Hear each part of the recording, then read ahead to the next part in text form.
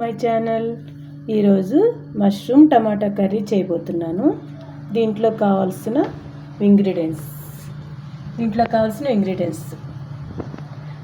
అల్లం వెల్లుల్లి కొబ్బరి పేస్ట్ వేసుకున్నాను, పచ్చి కొబ్బరి కొంచెం, ఒక క్యారెట్ తురుముకున్న, ఒక ఆనియన్స్, మిర్చీస్, కడిగి పెట్టుకున్న కొత్తిమీర, కరివేపాకు.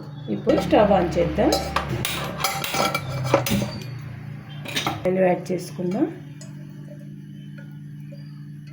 ఆయిల్ వేడెక్కింది. ఇప్పుడు కొంచెం పోపు దినుసులు,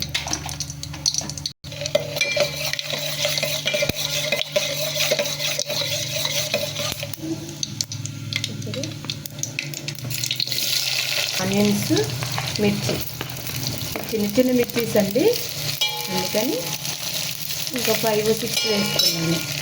అది కొంచెం బ్రౌన్ కలర్లో వచ్చేదాకా వేగాలి. ఆనియన్స్, మిర్చి వేగాయి. ఇప్పుడు మష్రూమ్స్ వేసుకుందాం.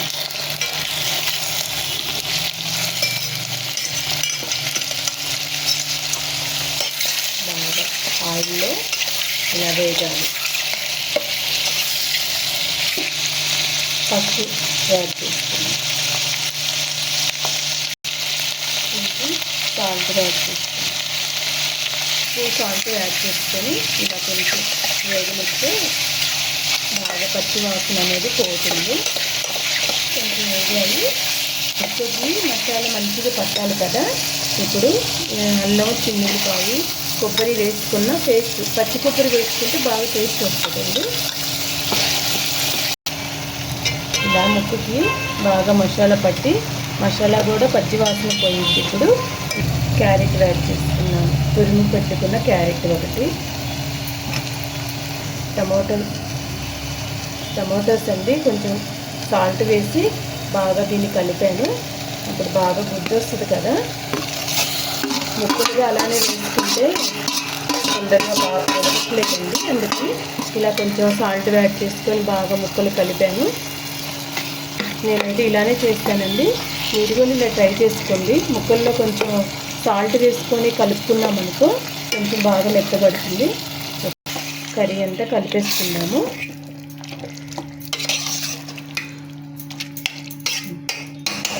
ఒక 10 minutes ఉడకనిద్దాము. వావ్, ఉడికిపోయిందండి మష్రూమ్ కర్రీ. ఇప్పుడు 1 స్పూన్నర కారం యాడ్ చేసుకుందాం, ఎందుకంటే పచ్చిమిర్చి వేసాం కదా. కొంచెం గరం మసాలా యాడ్ చేసుకుందాం.